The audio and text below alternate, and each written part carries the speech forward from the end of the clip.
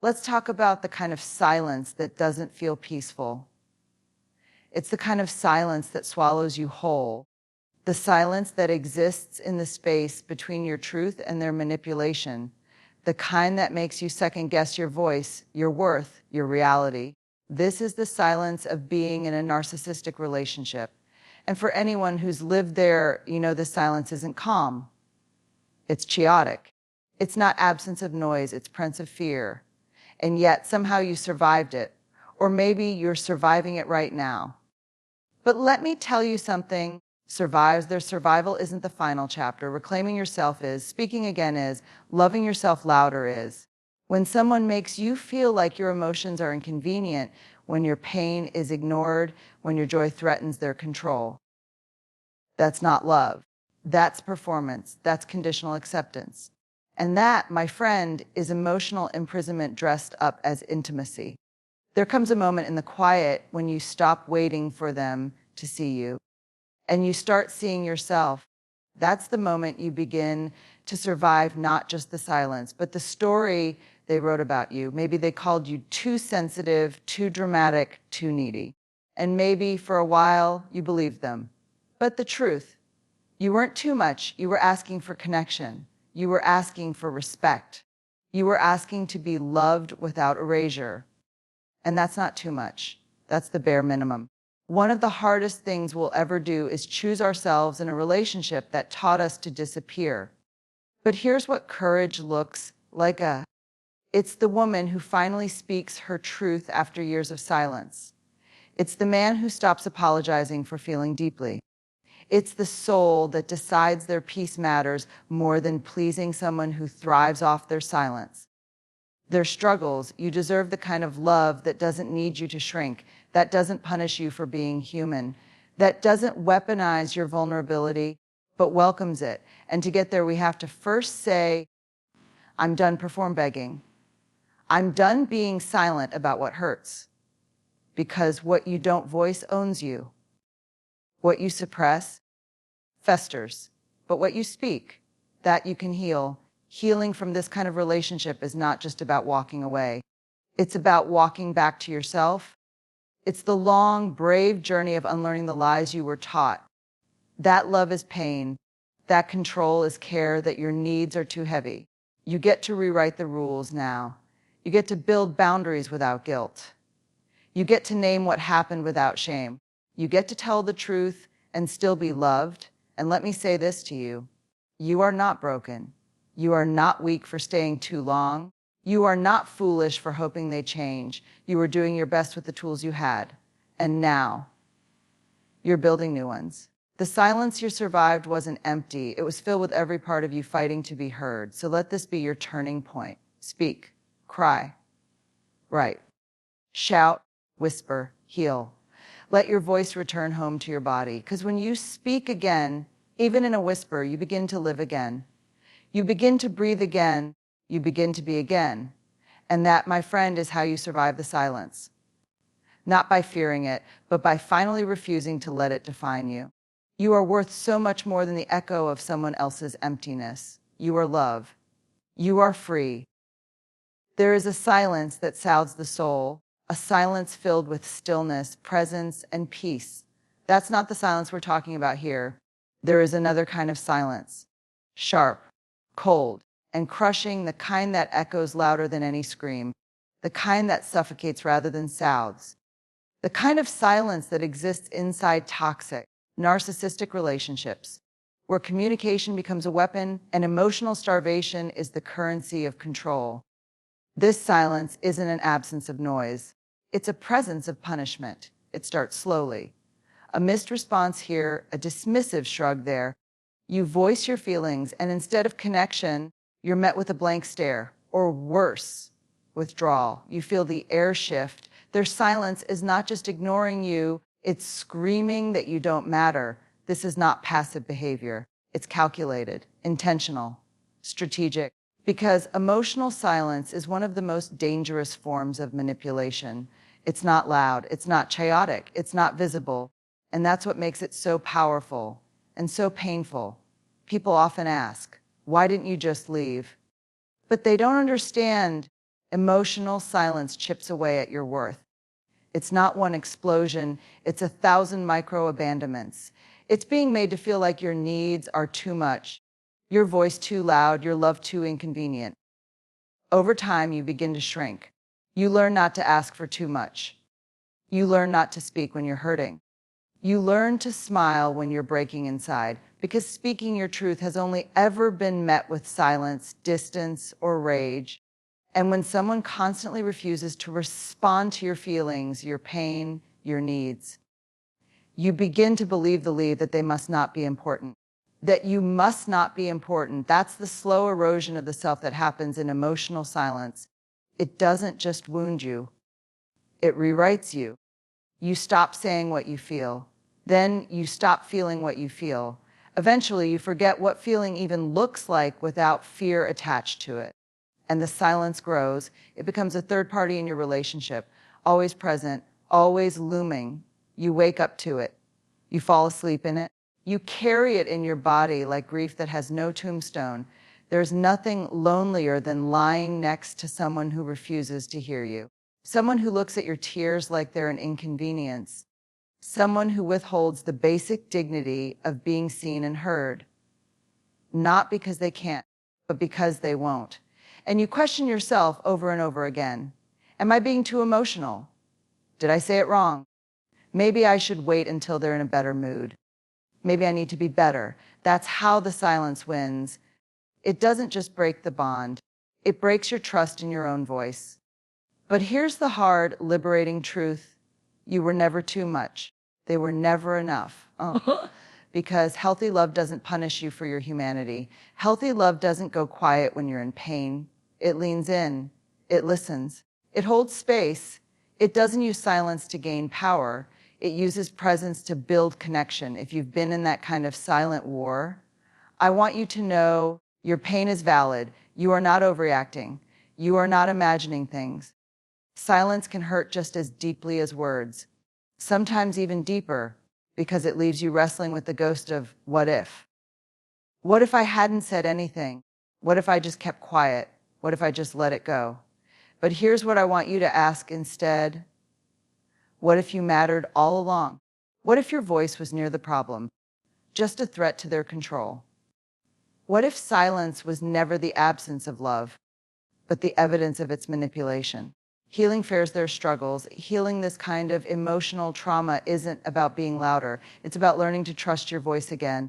It's about realizing that silence doesn't have to be your punishment anymore. It can become your power. You get to turn that silence into boundaries. You get to say, I will no longer accept love that demands I silence myself. You get to say, I deserve to be heard, even when what I'm saying is messy, uncomfortable, or emotional. Because true connection isn't built in silence, it's built in vulnerability. And vulnerability isn't weakness. It's the strongest, most courageous act you can commit to, especially after being punished for it. So if you're standing in the wreckage of a relationship that silenced you, I want you to know you're not broken. You're brave. You survived emotional starvation. You carried the weight of someone else's emptiness and still found a way to feel. That's not weakness. That's warrior level resilience. Let me be the one to say what you may have never heard in that silence. I hear you. I see you. You matter. Your story matters. Your voice matters. And you don't need to stay small or silent to earn love. Love that's real will never require you to abandon yourself to keep it. You deserve the kind of love that doesn't flinch when you speak, that doesn't flee when you cry, that doesn't freeze when you reach for it. And most importantly, you deserve to be in a relationship with yourself that feels safe, strong, and full of sound. Let this be your turning point. Let your silence be sacred, not silencing. Let your voice return, not with a roar, but even in a whisper. Because every whisper is a rebellion against every time you were told to keep quiet.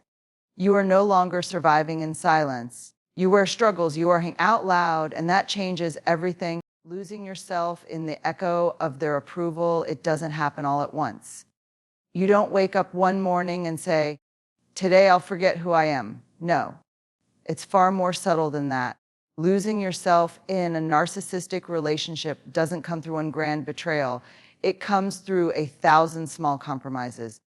It comes through silence, through survival, through the desperate itch to be enough for someone who was never truly giving anything to begin with. Just rationing approval like it was gold, just enough to keep you chasing. This is the slow disappearance of self, not by force, but by emotional conditioning. You mold yourself into their comfort. You shrink your voice to avoid conflict. You overthink every word, every reaction, every emotion. You learn the rules of their approval like it's a religion. You study it, you breathe it, vibe it. Because when they approve of you, when they finally say something kind or validating, it feels like oxygen. And when they don't, it feels like suffocation. That's the power of intermittent validation. Praise that comes just rarely enough to make you addicted to it. You start to depend on it like a drug. And when they withhold it, even when you've done everything, right? You blame yourself. You dig deeper. You perform harder. You forget who you are outside of their reflection. This is not love. This is psychological captivity. And it's dressed up to like intimacy. You find yourself walking on emotional eggshells, rearranging your personality to avoid being criticized, dismissed, or ignored. You stop sharing your joy when it isn't met with enthusiasm. You hide your pain when it's met with indifference. You silence your needs when they're labeled too much. And before you realize it, you've become a version of yourself designed entirely around their comfort. A version that seeks safety in the shadows of their moods and purpose in the crumbs of their approval. The tragic part, you begin to feel proud of this edited version of yourself. You convince yourself that if you're agreeable enough, calm enough, loving enough, one day they'll stay in that nice version of themselves. The charming one, the one who used to light you up in the beginning. But you're not in a relationship with the person they were at the start. You're in a relationship with who they are now, and who they are now only shows love when it benefits them. And still, you stay. Not because you're weak, not because you're naive, but because you've been trained to equate your worth with their reaction. Their approval becomes your mirror, and when that mirror cracks, so does your sense of identity. The truth is, when someone teaches you that love is something you must earn by becoming smaller, it's no longer love, it's performance. Let that land. You are not to perform for love, you are here to be loved as you are, in full. The approval you're chasing is not love. Because real love doesn't make you disappear. Real love doesn't punish you with coldness. Real love doesn't make you question your reality. In toxic relationships, your identity becomes fragmented. You start to think your needs are flaws, your emotions are burdens, your boundaries are betrayals. But the truth is, your needs are sacred, your emotions are wisdom, your boundaries are a revolution. It takes tremendous courage to admit that you've lost yourself. It takes even more to find your way back. But hear me when I say this, you are not the broken pieces they left behind. You are not the echo of their shifting moods. You are not the puppet of their approval. You are worth of a love that sees you clearly, not one that forces you to become invisible to be accepted. There will come a moment, and it may come softly, or it may come like thunder, where you feel the exhaustion in your bones, the ache of being someone you no longer recognize. And in that moment, something deep inside you whispers, I miss me. That whisper, that's your truth trying to return. That's the part of you that never fully left, even when you thought you had disappeared. That's your voice, your intuition, your soul, reminding you that you were ever made to live in the shadows of someone else's ego. You get to come back home to yourself. And no, it won't be easy. You'll grieve the version of yourself that tried so hard to please. You'll feel guilt, shame, maybe even fear. But underneath all of that is something stronger in your identity, waiting for permission to return. You reclaim it by doing small, radical things, saying no when you used to say wise, speaking up when you'd usually go silent, loving yourself out loud, even when they try to shame you for it. This is what self-return looks like. It's not loud, it's not dramatic, it's a sacred, powerful rebuilding. And every time you choose authenticity over approval, you take a brick off the wall they built around you. So if you're reading this and realizing how much of yourself you've lost, I want you to know it's not too late. You're not too far gone. The real you, the vibrant, honest, messy, feeling, dreaming, powerful you is still in there. And she's ready to be heard. He's ready to come back. You're ready to stop living in the echo in Elsa's voice and start living in the fullness of your own. So come back. Come back to your voice. Come back to your truth. Come back to the unapologetic, beautiful, messy wholeness of who you really are. There is a kind of trauma that doesn't come with bruises. No black eyes, no screaming matches. Just silence, attention, anticipation. It's the trauma of hyper-awareness, of constantly scanning the emotional weather in a relationship, trying to predict when the next storm will hit. It's the trauma of walking on emotional eggshells. Every word you say is weighed. Every emotion you express is filtered. Every decision you make is calculated, not from freedom, but from fear. Not fear of physical harm, but fear of disapproval, fear of emotional withdrawal, fear of being blamed, fear of being the reason they shut down, explode, ghost, or punish you with silence again. Living like this doesn't feel like living. It feels like surviving one moment at a time. You know what it's like. The way you hold your breath before bringing up something that matters to you. The way you rehearse your words to avoid setting them off. The way your heart sinks every time their mood changes, because their mood decides your entire day. This isn't a relationship. This is emotional captivity. And the thing about walking on eggshells for too long is this: you start to believe the cracks are your fault. When they go cold, you wonder what you did wrong. When they lash out, you blame your tone. When they withdraw love, you work harder to fix it. But the truth is, you were never the problem. The problem is a dynamic built on fear, not safety, on control, not care, on shame, not support. The trauma of walking on emotional eggshells is invisible to the outside world. From the outside, everything might look fine. But inside, you are exhausted. Exhausted from tiptoeing, pretending, exhausted from managing someone else's emotions at the cost of your own sanity. And that exhaustion, that's a trauma response. It's your body telling you this is not love. This is survival. Healthy relationships are not supposed to feel like a game of emotional landmines. Love is not supposed to make you afraid to be honest. Connection is not supposed to demand that you disappear. Let's be clear: if your peace depends on their mood, if your joy requires their permission, if your voice is silenced to avoid their reaction, you are not in a relationship. You are in a trauma bond. And here's what makes that bond so powerful. It doesn't feel like trauma at first. It feels like intensity. It feels like passion. It feels like chasing and being chased. It feels like fire. But the fire isn't warmth. It's destruction. It's the burning down of your boundaries, your voice, your identity. When you live in this kind of environment long enough, your nervous system becomes dysregulated. You're constantly bracing, constantly fixing, constantly shrinking. You develop a sixth sense for other people's triggers, and you lose all connection to your own. You learn to de-escalate others, but you forget how to regulate yourself. You learn how to soothe their outbursts, but you suppress your own tears. You learn how to keep them calm, but you live in constant chaos. And that kind of living rewires your brain. It conditions you to believe that love is supposed to feel like anxiety. That if you're not walking on eggshells, it must not be real. That your needs cause problems, and that silence is safer than truth. But none of that is true. That's the trauma talking. The truth, love, should never make you afraid to speak.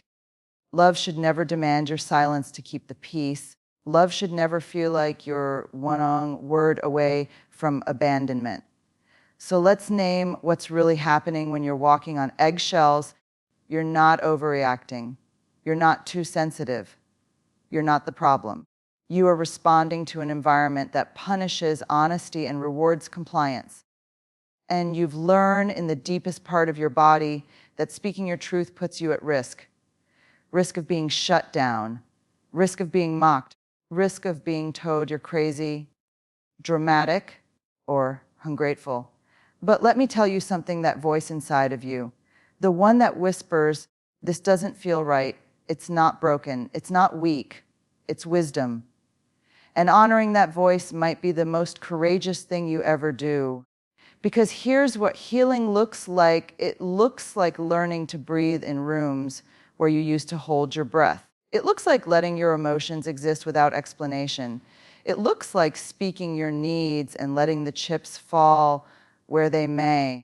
It looks like breaking the cycle, not because it's easy, but because you matter. You are allowed to take up space. You are allowed to say that hurt. You are allowed to have boundaries. You are allowed to walk away from anything that requires you to tiptoe through your own life. And yes, healing from this trauma will take time. There will be days when you still find yourself flinching, still watching your words, still wondering if it's safe to speak. But slowly, as you reclaim your voice, you'll begin to notice the shift. You won't brace anymore. You won't over-apologize for existing. You won't feel guilty for feeling. And that is when you'll know you're not walking on eggshells anymore. You're walking in freedom. Freedom to be messy. Freedom to be honest. Freedom to be you, unfiltered, unedited, unafraid. Because love, real love, doesn't require you to shatter yourself into silence just to keep someone else whole. So here's your reminder. You never had to earn love through fear. You never had to disappear to be safe. And you never have to walk on eggshells again. You are allowed to live fully, not carefully. You are allowed to take up all the space that your truth needs. You survived walking on eggshells. Now it's time to dance in your power.